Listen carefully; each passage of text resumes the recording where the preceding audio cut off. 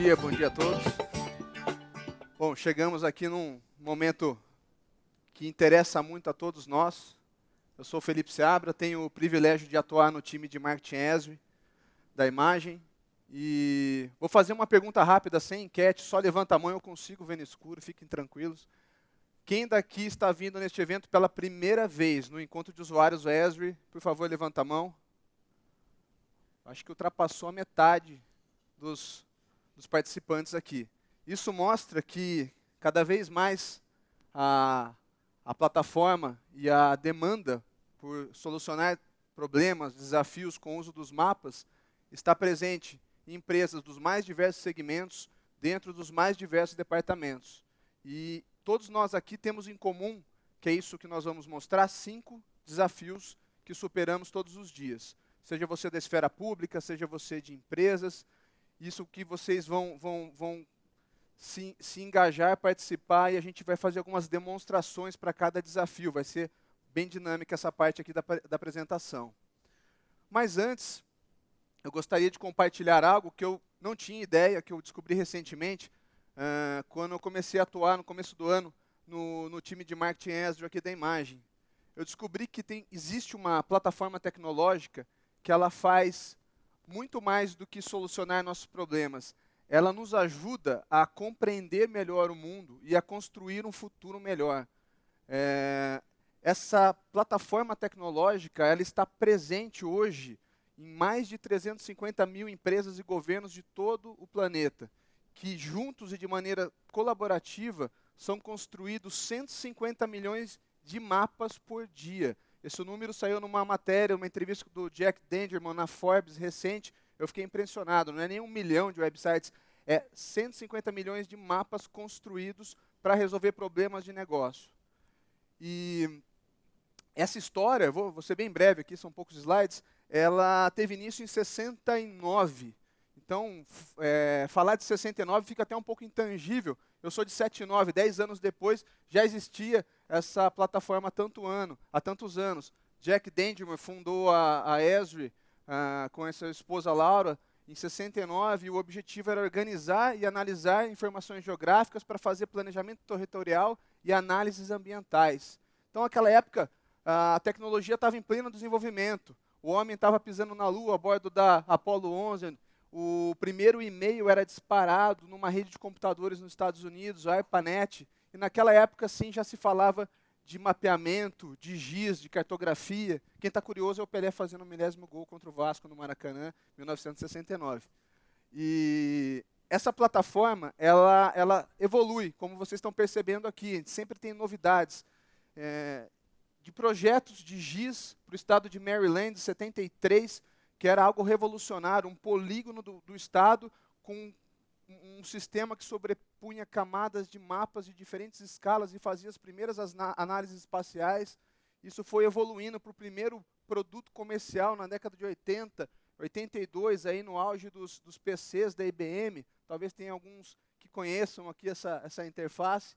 E, recentemente, a presença forte na nuvem, a Esri se reinventa com o ArcGIS Online, com acesso a essa plataforma de qualquer dispositivo, de qualquer lugar, a qualquer momento. E cada vez mais com a popularização do uso desses mapas. Vocês viram a facilidade de uso, de arrastar uma planilha, de contar uma história com Story Map.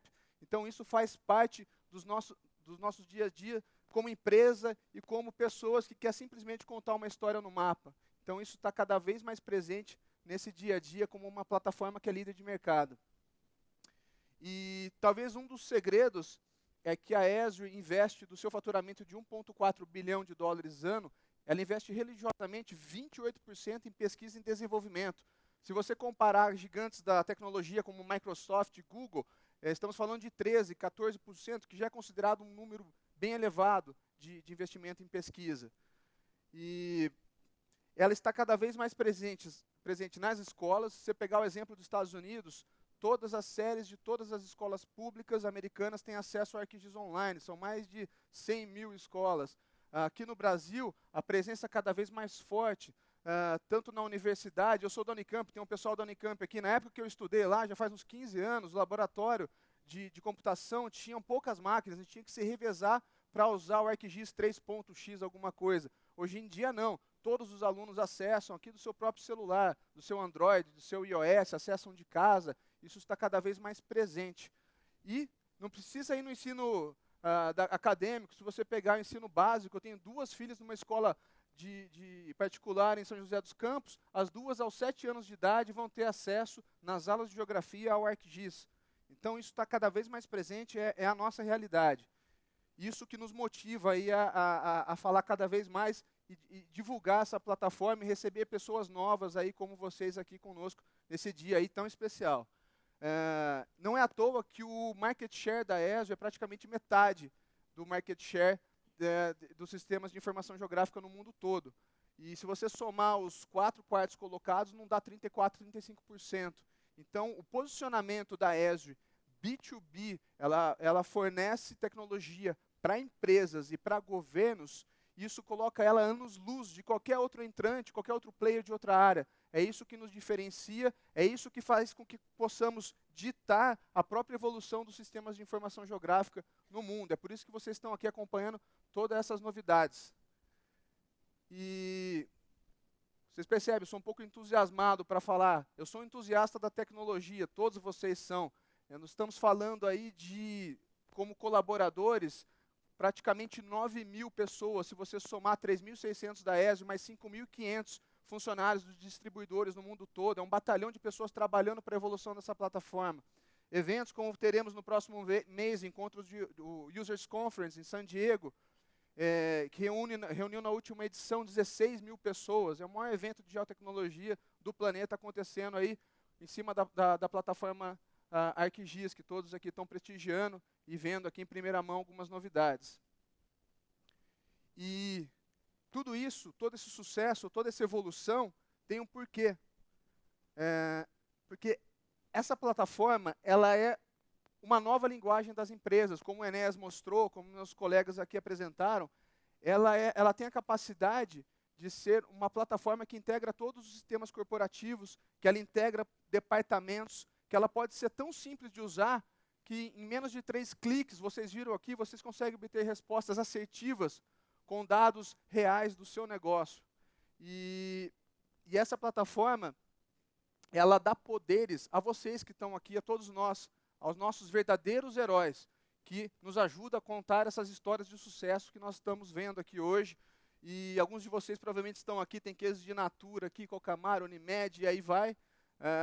Você percebe que são segmentos diferentes, Prefeitura do Rio de Janeiro, segmentos diferentes que possuem em comum 5 desafios diários, que são 5 padrões de uso da plataforma e todo o porquê que ela é desenvolvida, que são esses: gestão de ativos, planejamento e análise, a gente vai falar um pouquinho de cada um, coleta de dados em campo, a mobilidade cada vez mais presente no dia a dia, a gestão operacional com os dashboards e o engajamento social, tanto na esfera pública e cada vez mais com o seu cliente. Isso é muito bacana de se ver, também tem um exemplo bem legal. Então são esses os 5 desafios corporativos solucionados com o uso dos mapas, que a gente vai abordar aqui para vocês com alguns exemplos. E para falar do primeiro desafio, gestão de ativos, eu vou ter a presença aqui da Débora, mas eu vou fazer uma breve introdução sobre esse primeiro grande desafio aqui. A maneira como você armazena, gerencia, acessa as informações do seu negócio pode determinar ou não o sucesso da sua empresa. Então, você ter uma plataforma tecnológica que te dê visibilidade dos seus dados em forma de mapas, dos seus ativos em tempo real, vai fazer com que você consiga priorizar investimentos e concentrar esforços. O ativo nada mais é que o seu próprio investimento que está no espaço.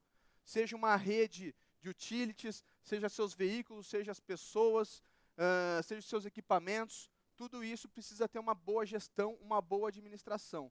E para ilustrar, a Débora tem um exemplo aqui para a gente. Débora. Bom dia a todos. As empresas hoje que precisam superar o desafio de gestão de ativos, elas passam por algumas dificuldades. Algumas delas são as informações sobre o estado de saúde dos ativos, ter uma manutenção proativa, uma informação, uma troca de informação de dentro e fora do campo e também uma visão abrangente de todas as operações da organização. E como que a inteligência geográfica, ela pode otimizar, ela pode atuar como um facilitador nessas dificuldades para poder superar esse desafio de gestão de ativos. Bom, eu vou trazer um exemplo para vocês aqui hoje na área de energia elétrica, que aqui a gente vai trazer um caso de vulnerabilidade da rede. Mas como eu vou aplicar um modelo, uma análise, todos nós sabemos que essas análises elas são configuradas, entendam também para o seu segmento, saneamento, gestão de frota, qualquer ativo que você trabalha. Então aqui a gente sabe que grande parte dos impactos causados na rede está associado ao período de chuva. Então, como que eu posso atuar, utilizando a inteligência geográfica, de forma preditiva, para minimizar esses impactos? Então, vamos lá. Primeira coisa que eu preciso fazer é visualizar a minha informação, visualizar o meu ativo no mapa. Quando eu tenho essa informação, vocês puderam ver hoje, desde manhã, a potencialidade de ter um dado no mapa. O dado na tabela hoje, ele não é o único que deve ser levado em consideração para tomar uma decisão.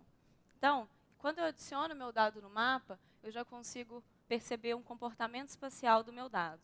E, além disso, como isso está tudo integrado numa visão de plataforma, todo mundo da minha organização consegue também estar visualizando esse dado.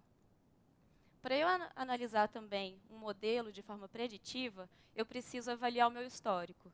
Então, como eu sei que várias interrupções foram causadas por queda de árvore, e eu sei que onde esse evento ocorreu uma vez tem chance de ocorrer de novo, eu preciso também levar em consideração essa informação. Além disso, eu vou avaliar outra informação de histórico, que é o calendário de poda de árvore. Então, com essa rápida visualização e uma sobreposição de camada, que eu não estou fazendo análise nenhuma, eu já consigo perceber que essa região, que é justamente a região onde a última poda foi realizada em 2010, eu tenho uma maior concentração das minhas interrupções. Além disso, para quem trabalha com ativos, sabe que pequenos problemas podem ser agravados no período de chuva, principalmente tratando-se de energia elétrica.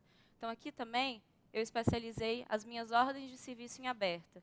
Então, parafuso solto, uma ferrugem invisível e outras questões menores, elas são pontos de atenção durante o período de chuva.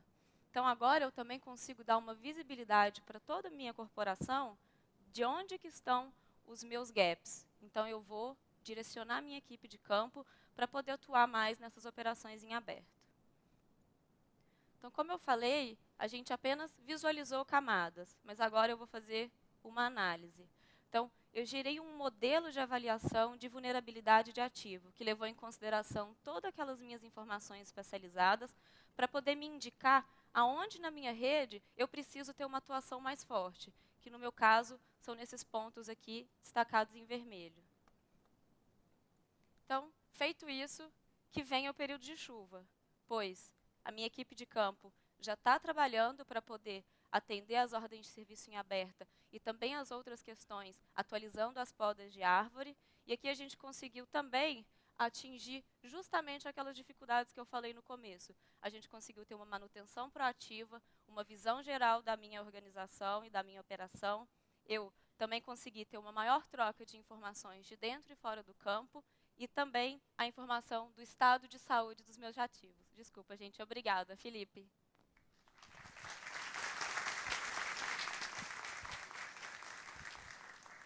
Obrigado, Débora. Deu para ilustrar bem. Você viu a maneira que ela apresentou a análise, usando um story map. Uma maneira bem fácil de contar um evento que acontece no espaço. Pode fazer isso para contar qualquer história, até como foi inventado o chocolate, o Dia das Mães. Na empresa a gente usa internamente para contar diversos tipos de histórias. É muito fácil de usar, muito bacana. Bom, vamos mais para mais um desafio. Que esse aqui eu acho que está muito presente no dia a dia de todos nós hoje, que é planejamento e análise. O Enéas comentou pela manhã se dificilmente existe algum tipo de dado, de informação que não possua uma localização espacial. O meu slide anterior era antigo, que falava que ao menos 80% de toda informação está no espaço, possui uma componente geográfica. Aí o Júlio me desafiou e falou, Felipe, me diga um tipo de dado que não esteja no espaço, mesmo que seja indiretamente. Eu não consegui citar um exemplo. Aí eu consegui uma brilhante citação, não sou eu, isso aqui é o Cris Capelli, diretor comercial da Esri, mas eu concordo com ele. Sejam quais forem os seus recursos ou ativos, tudo no contexto corporativo possui uma localização. E temos aqui o insight do Irã, nosso especialista, doutor, ele comenta brilhantemente que o objetivo primário da análise espacial é mostrar a existência de padrões que muitas vezes você não consegue visualizar num grande volume de dados. Vocês até acompanharam alguma coisa assim já pela manhã. Então, com isso, você vai conseguir identificar padrões, você vai conseguir fazer cenários preditivos e vai tomar uma decisão com muito mais facilidade, muito mais assertiva. E para isso eu vou convidar aqui o Fernando Dias para fazer uma demonstração para a gente sobre planejamento e análise. Obrigado, Felipe. Então, como o próprio Irã falou, o objetivo primário da análise espacial é encontrar e demonstrar padrões, os quais podem estar desconhecidos ou ocultos dentro de um grande volume de dados. Eu vou adicionar 4 itens a esses objetivos. 4 objetivos. Primeiro, medir a distribuição de diversos tipos de fenômenos. Sejam fenômenos físicos, sejam fenômenos humanos, sejam fenômenos naturais. Segundo, identificar processos causadores e elaborar cenários preditivos. O que a Débora mostrou é um caso clássico. Quem trabalha com energia elétrica, o pessoal da Copel está aí, não nos deixa mentir, consegue, o que é o identificar processos causadores? Qual é o problema? Caiu a luz num dia de chuva, qual é o processo causador dessa queda de energia? São as árvores? É a própria chuva? O meu ativo ele está sem manutenção? E como que eu elaboro cenários preditivos em cima desses processos? Um terceiro ponto é ganhar eficiência nas ações de planejamento. E, por fim, facilitar a tomada de decisão. Eu vou pegar um gancho desses dois últimos pontos e vou até repeti-los. Ganhar eficiência nas ações de planejamento e facilitar a tomada de decisão. Para ilustrar esse cenário, as lojas de Smart necessitam expandir os seus negócios. Eles precisam, para expandir os seus negócios, eles precisam instalar um novo centro de distribuição. Foi definida uma área para essa instalação do novo centro de distribuição e, negociando com o município, houve uma redução, houve uns incentivos fiscais para a instalação dessa região. Então, num levantamento inicial, foram mapeados 17.313 lotes possíveis para a instalação desse centro de distribuição. É um universo muito grande.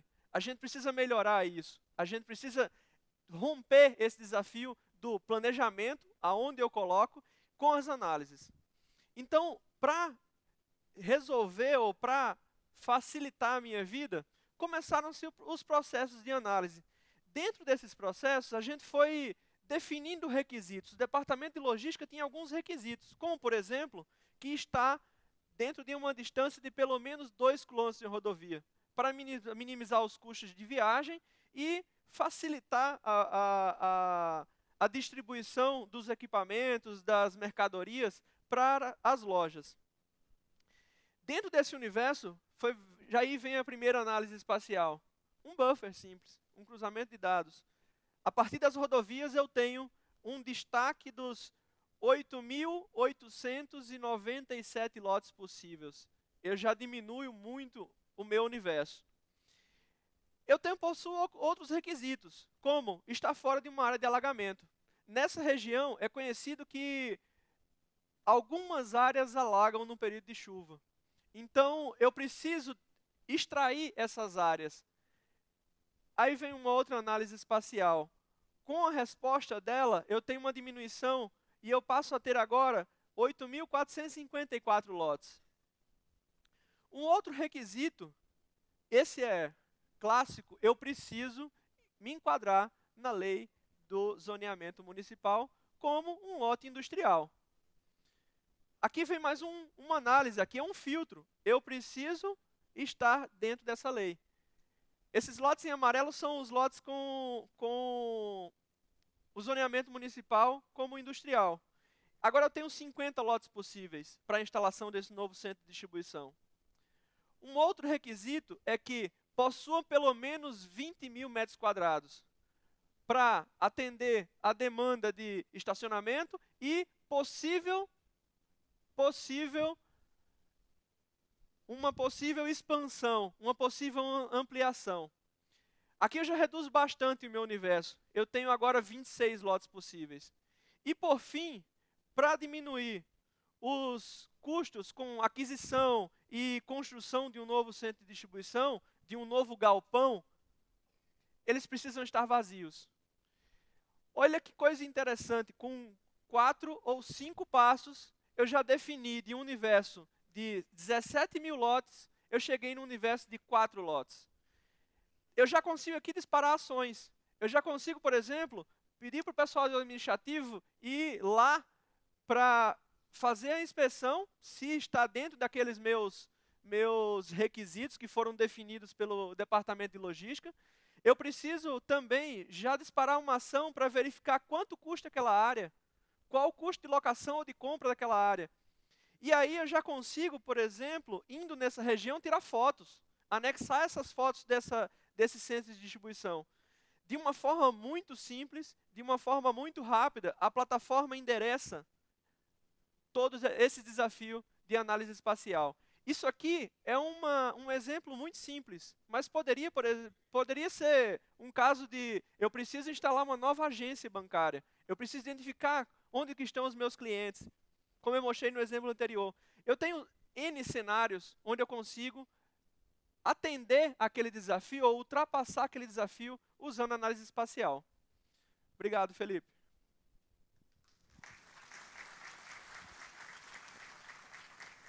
Obrigado, Fernando. Esse exemplo de planejamento e análise.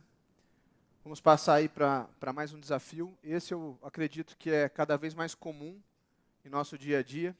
Coleta de dados de campo. De uma maneira geral, mobilidade. Então, estudos recentes mostram que praticamente 70% de toda empresa possuem equipes externas. 40% full-time, 29% parte do período do dia. E como ressalta aqui mais uma especialista, a doutora Gabriela da imagem, ela ressalta que cada vez mais essas equipes e quem está em campo precisa de ferramentas de fácil utilização, que funcionem em dispositivos móveis e funcionem online e offline. Temos cases aí, como a Enéas apresentou pela manhã, da linha de produtos da Natura Ecos, que utiliza em plena região amazônica uma solução de mobilidade. Seja, então, para uma equipe de manutenção, de cadastro, para definir uma rota em tempo real, para interagir o despachante, quem está no escritório com quem está em campo. Então, para ilustrar um pouco melhor esse exemplo, eu vou convidar aqui o Roberto Pepato para fazer uma demonstração para vocês. Obrigado, Felipe. Olá novamente. A Débora falou um pouco antes de mim aqui a respeito de alguns desafios superados com a gestão de ativos. E um dos desafios que ela mencionou envolve a questão do tratamento de poda de árvores, que pode eventualmente ocasionar interrupção na rede de distribuição de energia elétrica, mas pode também eventualmente causar problemas mais sérios, como por exemplo, algum cabo se partir por conta de algum choque com o galho da árvore e isso eventualmente tocar alguma pessoa e causar um acidente fatal. Então, a gestão de ativos é algo realmente muito importante. Entretanto, existe uma etapa que a gente precisa desempenhar antes para que isso aconteça. A gente precisa, de alguma maneira, capturar essa informação. E essa informação está em campo, é uma informação dinâmica e que precisa ser atualizada o mais rápido possível. Bom, o Felipe acabou de comentar que um dos desafios que a gente tem no tratamento de informações que estão em campo é a questão de trabalhar no modelo online-offline. Isso não é de forma alguma, nenhum luxo da tecnologia, nenhum tipo de recurso tecnológico. Nós vivenciamos um problema de infraestrutura realmente, de conectividade. Em algumas áreas sabemos que não teremos cobertura de conectividade, e a gente precisa tratar isso. Então, o que eu pretendo demonstrar para vocês aqui agora é como um dos aplicativos disponíveis no ArcGIS Online, que é o Collector for ArcGIS, pode nos ajudar a fazer a aquisição e tratamento desses dados de campo. Tá? Então, eu vou mostrar essa aplicação aqui em duas etapas. Eu vou começar pelo mapa que está aqui atrás, vou puxar um pouquinho para baixo. O meu objetivo aqui é o seguinte, digamos que eu tenho uma equipe que já está em campo e eu preciso recuperar a informação de poda. Essa equipe ela já está fazendo algum tipo de inspeção, eu estou trabalhando numa área conhecida, no nosso exemplo aqui eu estou usando a área daqui onde estamos, é bem próximo de onde estamos isso. E a ideia é que esse mapa que eu criei no ArcGIS Online e adicionei uma camada onde eu teria solicitações de atuação para poda de árvores, seja transferido automaticamente para o meu celular, para o meu dispositivo móvel, e que eu consiga operar no modelo online e offline e mandar essa informação recuperada em campo de volta para essa central de processamento. Então, o meu mapa já foi criado, essa etapa eu já concluí antes de iniciar a minha apresentação.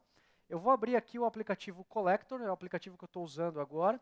E quando a primeira coisa que a gente observa quando a gente abre o Collector é que ele vem com a opção Todos. Não sei se vocês estão vendo aqui em cima, eu estou alternando Todos no dispositivo. A opção Todos, ele já vem com o meu mapa que eu tenho salvo na minha conta do ArcGIS Online selecionado. Se eu tivesse mais de um mapa, eu teria a listagem desses mapas aqui. E eu tenho uma segunda opção, que é a opção No Dispositivo. O que significa exatamente esse No Dispositivo? Alguns minutos atrás, enquanto a Débora estava fazendo a apresentação dela, eu fiz o download dos dados do ArcGIS Online. Nesse momento eu estava conectado dos dados do ArcGIS Online para dentro do meu dispositivo, para conseguir trabalhar no modelo offline. Então, eu já fiz a captura tanto do Basemap, quanto desse mapa que eu configurei que tem a camada de interesse. E agora, como eu estou operando no modo no dispositivo, eu estou, teoricamente, sem conexão com a minha central. E eu vou selecionar esse mapa para fazer a minha primeira captura de informação. Então, o que a gente observa é, assim que eu seleciono o mapa, ele mostra para mim aonde exatamente eu estou. Então, a comunicação e captura com o sensor de GPS do dispositivo aqui é completamente transparente. Não sei se vocês estão percebendo, mas ele está ajustando a posição conforme ele consegue adquirir mais força no sinal, aqui, maior intensidade no sinal. Então, inclusive, esse é um dos parâmetros que a gente consegue definir. A gente consegue definir qual que é o limite máximo de tolerância para uma falha de GPS. Então, ele está mexendo aqui conforme eu estou me deslocando, provavelmente está pegando sensores distintos. Eu vou clicar no botão de mais aqui, que é para fazer a inserção de um novo incidente desse tipo. Eu avistei uma área em que é necessária uma poda de árvore, e aí eu quero comunicar isso para a minha central. Bom, eu tenho 3 categorias. Essas categorias elas foram definidas lá no mapa que eu criei no ArcGIS Online. E elas foram automaticamente transferidas para cá. Essa visualização que eu estou fazendo aqui, a gente vai ver mais adiante, respeita a simbologia que foi definida no mapa. Então, no meu exemplo, eu tenho um problema de galhos próximos da rede. Então, eu seleciono essa opção. Lá em cima, vocês estão vendo um número verdinho, não sei se dá para ler quem está lá no fundo, está marcando 65. É justamente o desvio de tolerância do meu sensor de GPS nesse momento. Ele está com 65 metros aqui, porque eu estou usando um dispositivo que é um iPhone que não tem alta precisão disso. Eu vou selecionar a data específica da coleta, então eu vou marcar que é hoje, e eventualmente eu posso colocar algum descritivo, né? Esses campos que estão aqui presentes foram campos que eu configurei. Vocês poderiam fazer configurações completamente aderentes ao domínio de negócio, ao problema de negócio que vocês estão resolvendo. Isso aqui representa a minha realidade. Na vida real, a gente sabe que esse vai ser um cadastro um pouco mais completo. Então, eu poderia ter qualquer informação adicional, eu não vou colocar nada aqui. E eu posso também anexar uma informação a esse ponto que eu estou coletando. Então, eu vou selecionar um anexo, eu vou escolher da minha biblioteca uma foto que eu já tirei previamente, que representa a área que eu estou visualizando em campo. Ok, seleciono o botão enviar, a gente vai ver, não sei se vocês perceberam, mostrou rapidamente ali guardando no dispositivo. Isso porque eu estou operando em modo offline. Se eu estivesse trabalhando no modo online, a gente já veria automaticamente refletida essa informação aqui no mapa. Se eu atualizar meu mapa, a gente vai ver que esse dado ainda não está aqui, ele não chegou para mim. E por que ele não chegou? Eu vou voltar para o meu celular agora e clicar no botão mapas. Aí a gente percebe que lá onde tem a nuvenzinha com o ícone de sincronização, tem um indicador de 1. Eu tenho uma pendência no meu dispositivo que ainda não foi enviado. Então eu vou clicar nesse botão agora e ele vai começar o processo de sincronização. Esse processo de sincronização, o que eu estou demonstrando para vocês aqui agora, ele está acontecendo no modelo unidirecional. Então, eu estou pegando um dado que foi recuperado em campo e que está subindo para o meu servidor central. Mas eu poderia fazer isso no sentido contrário. Eu poderia atualizar as informações dos meus profissionais de campo com o dado que está disponível no meu servidor. E poderia também fazer isso em ambos os sentidos. Tá? Esses 3 cenários são possíveis. Então, ele terminou o meu sincronismo. Eu vou fazer uma atualização no meu mapa aqui agora. E a gente percebe aqui, exatamente no local onde o ponto foi coletado, o novo dado, inclusive com um anexo que eu recuperei indicando o problema que foi avistado em campo. Uma coisa interessante, eu usei um iPhone, então que tipo de dispositivo os nossos profissionais em campo precisam para usar essa aplicação? O que eles já têm, o telefone celular deles. Essa aplicação está hoje disponível em sistemas operacionais Android e iOS, e muito em breve também o Windows Phone, e é mais um dos benefícios da plataforma ArcGIS Online para quem está com as licenças em dia. Bom, era isso que eu queria mostrar. Obrigado, Felipe.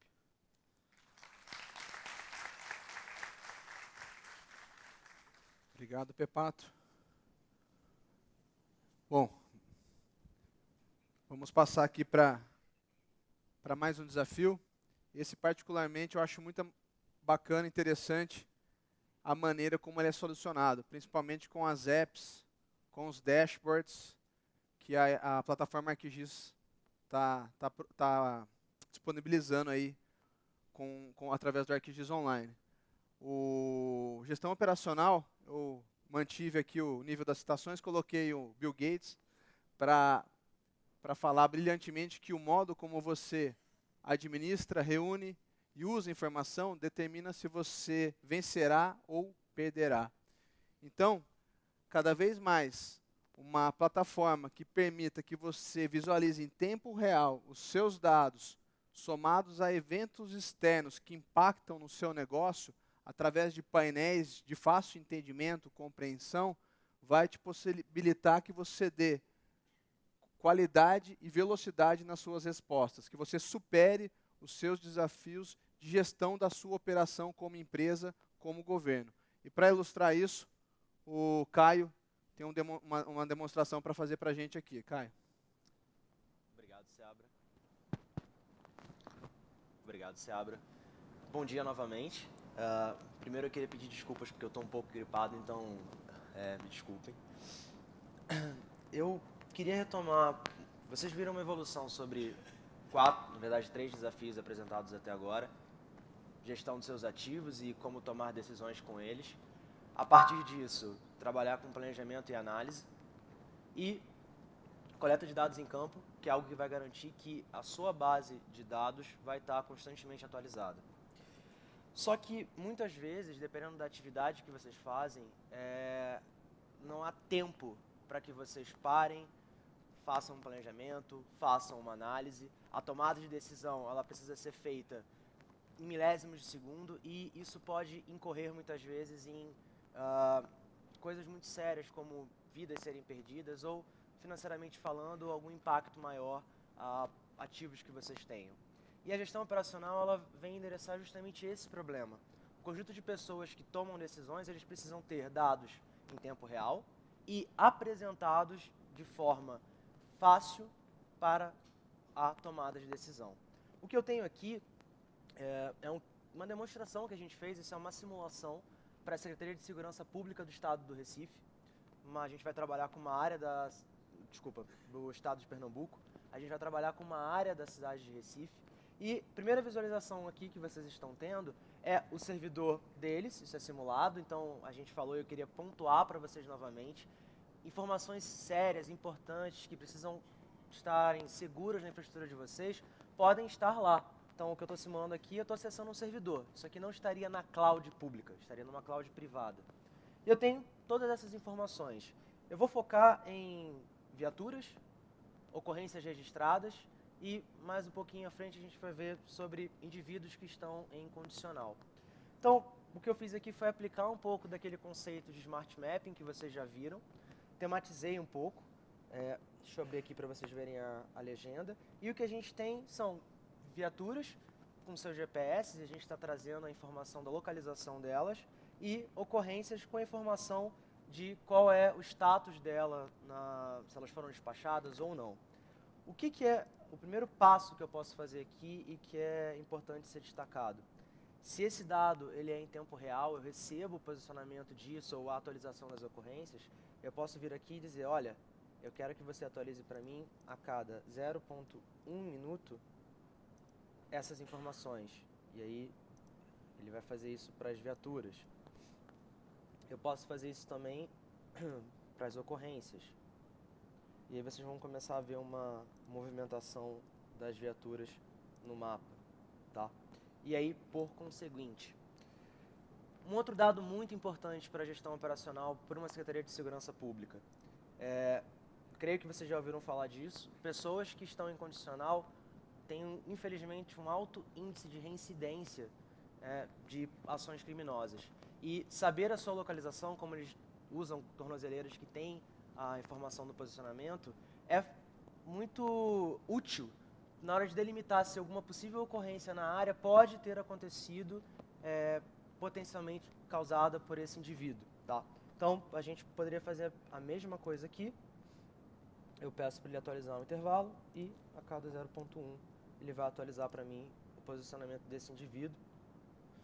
Eu vou atualizar aqui das tornozeleiras. E aí vocês estão vendo uma movimentação. Um outro ponto também, gerar alertas.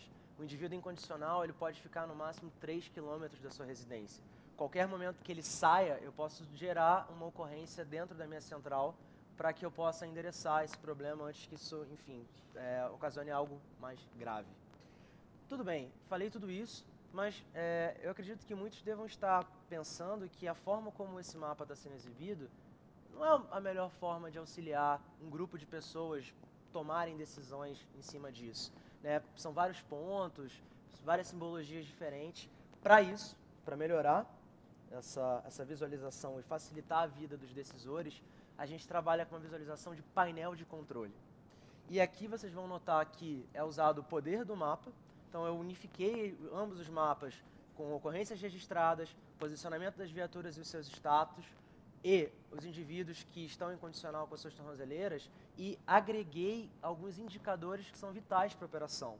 Então eu sei quantas ocorrências estão se passando em locais que existem câmeras da prefeitura que podem fornecer alguma informação, quantos são os que estão aguardando o despacho, quantos foram despachados, quantos estão com oficiais no local dando atendimento. A todo momento eu tenho uma atualização aqui, vocês estão vendo pipocar, ocorrências em áreas com câmera, ocorrências em áreas sem câmera.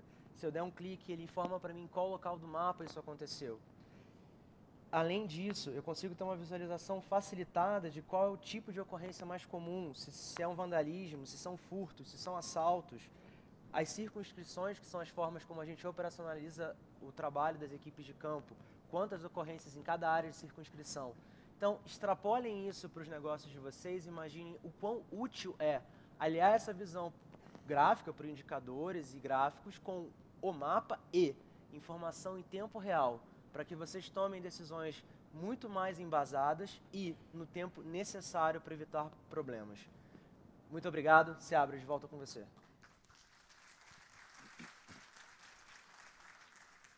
Muito bem, Caio, obrigado. Vocês percebem que isso aí não é ficção, é realidade.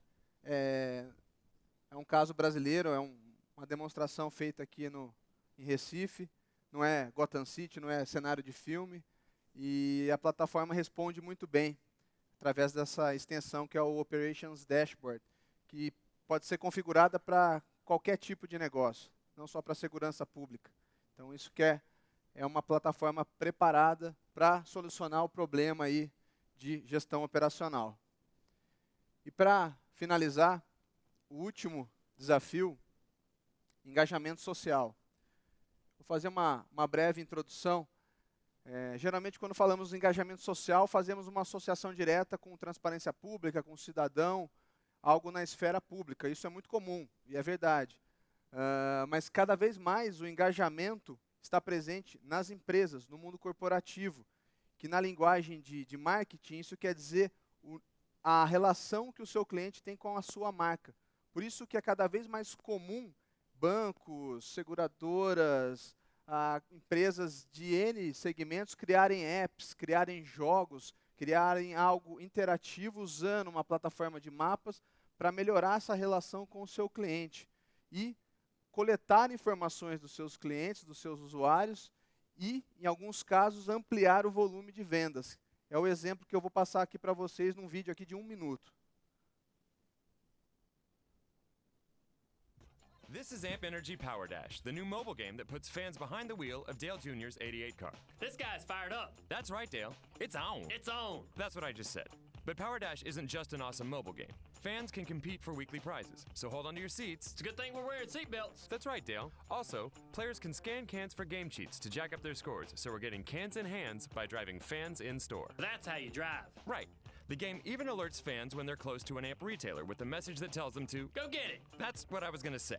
Plus, we can customize the alerts by region anytime we want, which will drive people in-store to buy AMP Energy. Now that's more like it.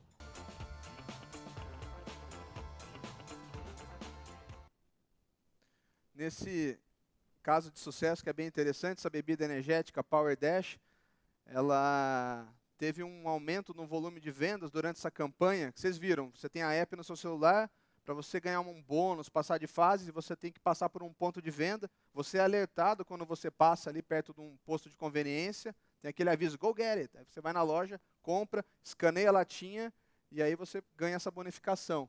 O volume de vendas aumentou em 70% durante essa campanha. Então, é um nível de conexão muito bacana que usou uma funcionalidade exclusiva, que é o GeoTrigger, da API da plataforma ArcGIS. E para ilustrar aqui alguns exemplos na esfera pública, hoje em dia, vocês perceberam, o Enéas deu o exemplo da Prefeitura de Guarulhos, 156 de São José dos Campos, onde é a sede da imagem, mas hoje em dia nós temos aí 427 clientes ativos, que são prefeituras que se beneficiam diariamente da plataforma ArcGIS. Constrói N aplicações, que é muito bacana de se ver.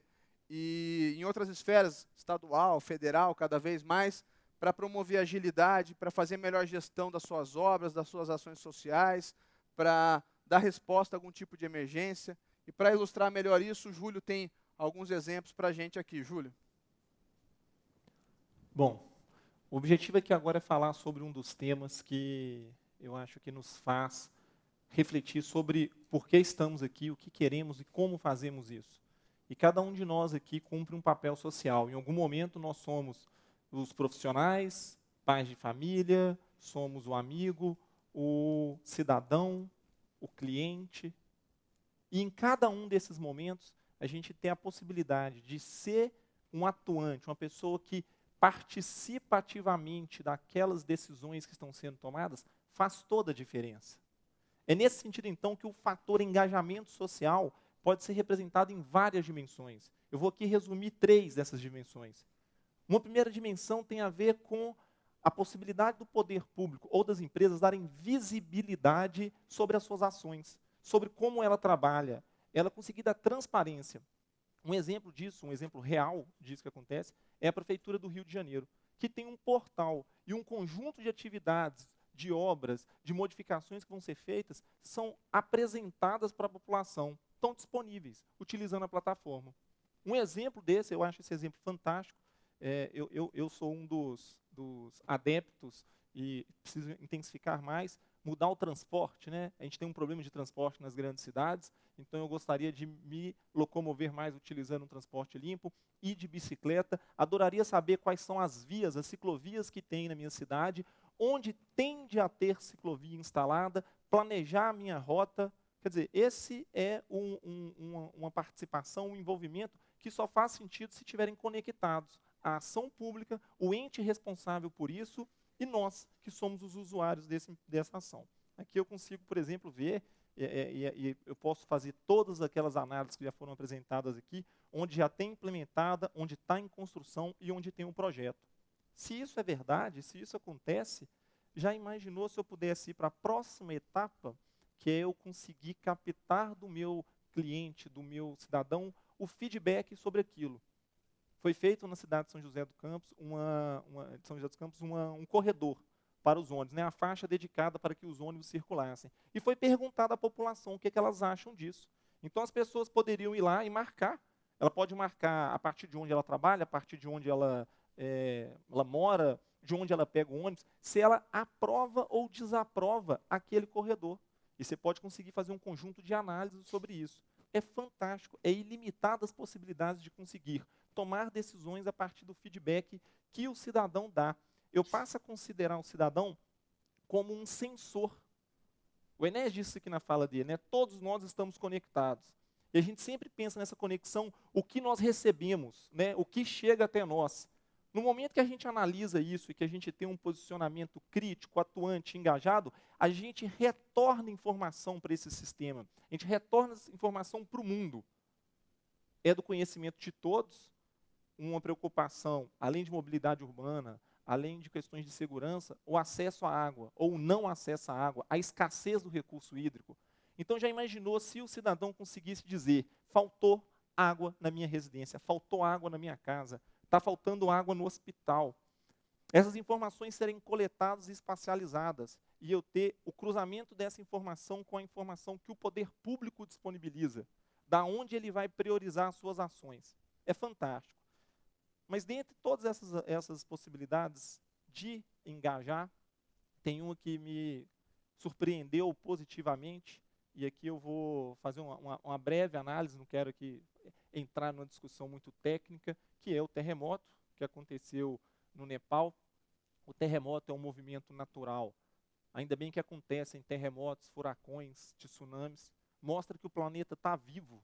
É isso que faz com que a acomodação de placas, a Terra em movimento, isso demonstra um conjunto de ações que se estuda. E as informações de pano de fundo que eu tenho aqui. A intensidade, o epicentro, até onde ele se projetou. No momento em que eu consigo trazer informações de mídias sociais e o cidadão, não vou chamar de cidadão agora não, a vítima, não vou chamar de vítima também não, o herói que consegue reportar no seu aplicativo, minha irmã está nos escombros. E isso é captado pela rede. E um conjunto de pessoas que está querendo tomar uma decisão para salvar aquela vida. A pessoa não se conectou, ela não baixou um aplicativo especial, ela usou o Twitter, ela usou o Facebook, ela usou o Instagram, ela usou o YouTube, ela usou o que já está mundialmente divulgado. E isso é disponibilizado no mapa que tinha todas aquelas informações, eu salvo vidas. Eu queria aqui fazer só uma demonstração do quão importante isso é. Isso é dado público. A partir do momento que você publica isso, todo mundo pode usar. Olha o relato que essa pessoa faz. Olha o relato, que emocionante que é. Muito emocionante, eu estou surpreso. Não é a resolução, é um idioma que eu nem sei qual é. Mas enfim, está aqui. Feito isso, o que mais eu posso fazer com isso? Eu posso, então, criar qualquer tag, eu posso buscar qualquer palavra. Aqui, por exemplo, é um mapa do Brasil que a gente tem aqui, está buscando dengue. Se eu quisesse tratar da epidemia dengue, se eu quisesse entender a manifestação do fenômeno e fazer todas aquelas análises, cruzar com renda, cruzar com onde o poder público está mais presente, se eu tenho uma ação, se eu sou uma empresa que vende, enfim, né, um conjunto de coisas, eu posso fazer milhões de coisas com isso. Eu posso vir aqui e editar e colocar aqui a minha empresa, a minha marca, saber como que o cidadão me vê. Eu vou colocar aqui, por exemplo, Euésuri, ao vivo, seja o que Deus quiser. Não combinei isso com ninguém, pensei em fazer agora. Opa, tem um. Vamos lá. Alexandre Aguiar, está aqui, ó, Euésuri, São Paulo. Muito bom, que jeito que está presente aí. Esse é um... Tamo junto, cara.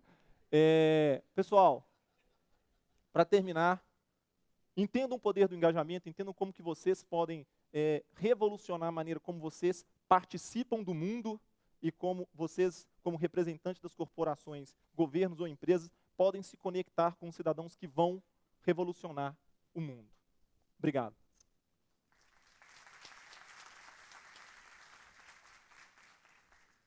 Obrigado, Júlio. Legal dos exemplos do Júlio, fora aquele lá. a maneira que as pessoas se comunicam e como aparece no mapa. Ninguém é especialista em GIS, ninguém é especialista em mapa, simplesmente usou uma rede social para se comunicar e esse feed de notícia público está disponível, você consegue utilizar para fazer suas análises. Então você imagina o poder disso na esfera pública, nas empresas, para poder definir as suas ações aí no espaço. É muito bacana de se ver. E nesse espírito de heróis, de salvar vidas, tem um breve vídeo também, 3 minutos, é um vídeo novo da Esri, que apresenta os 5 padrões de uso da plataforma ArcGIS. Você vai perceber aqui engajamento com o cidadão, mobilidade com equipes de campo, a atualização de informações em tempo real, planejamento e análise de N variáveis. É muito bacana de se ver. E trata-se do Capstone 14, que é um exercício de resposta à emergência a terremoto. Foi o maior exercício desse nível na história dos Estados Unidos, que usou aí como insumo a plataforma ArcGIS. Então, vou passar esse vídeo rapidamente para vocês.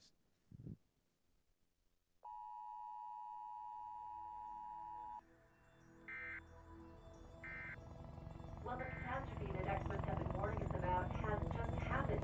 A 7.7 earthquake has just rocked the central United States. A state of emergency has just been declared in states. Working to resolve the crisis. States affected by the earthquake include Illinois, Indiana, Kentucky, Arkansas, Alabama, Mississippi, Missouri, and Tennessee. Officials in all 8 states have emergency search and rescue operations underway. This is the State of Illinois Emergency Operations Center. All states are reporting. All systems are online. Commence Capstone 14 exercise. This is a drill. I repeat, this is a drill. The inability to share information results in us not really knowing the true picture of what's taking place. The inability of getting information to those who need it quickly has, in many cases, cost lives. On June 15, 2014, the Central United States Earthquake Consortium held the largest emergency exercise of its type in U.S. history by using a catastrophic earthquake scenario to address information sharing challenges that hindered emergency response efforts in previous disasters. We're collecting all this different information, and it's not that the information is not available, but maybe you're looking at it in a 120-page report. What's going on in this county? What type of damages are in this county? In an effort to help solve these issues, the National Information Sharing Consortium deployed the ArcGIS platform to gather and display critical information such as road closings, power grids, hospital status, and other live field data such as damage assessments, displayed visually and in real time. In this exercise, GIS professionals gathered 18 different categories of critical information, sharing it seamlessly among 8 different states. We've rolled out at least 20 field agents across the state.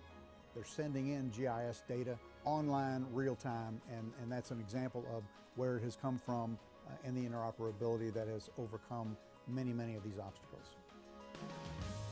In order to better share information during a crisis, you have to be prepared to share information before a crisis. It takes the people, and the people are the ones that really need to engage and recognize this, and then start sharing it in a way that's meaningful. The GIS professionals need to start thinking of themselves as part of the first responder community. Data is a critical element of improving efficiency and response, and also for keeping our communities safe.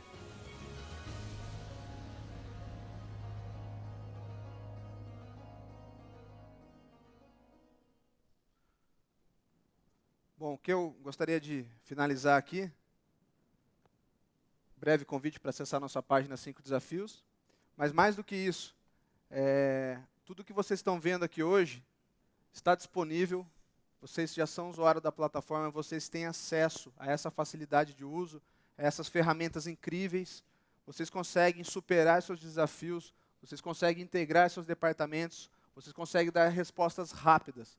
Vocês são os heróis das suas empresas, dos seus governos, e é bacana você estar aqui hoje para poder absorver tudo isso e conversar com a nossa equipe que está aqui, equipe técnica, equipe comercial, aproveitar esse momento, as trilhas, o espaço, o almoço, para poder reinventar a maneira de trabalhar e conquistar cada vez mais o sucesso aí no dia a dia de vocês. Então é isso, gente. Obrigado.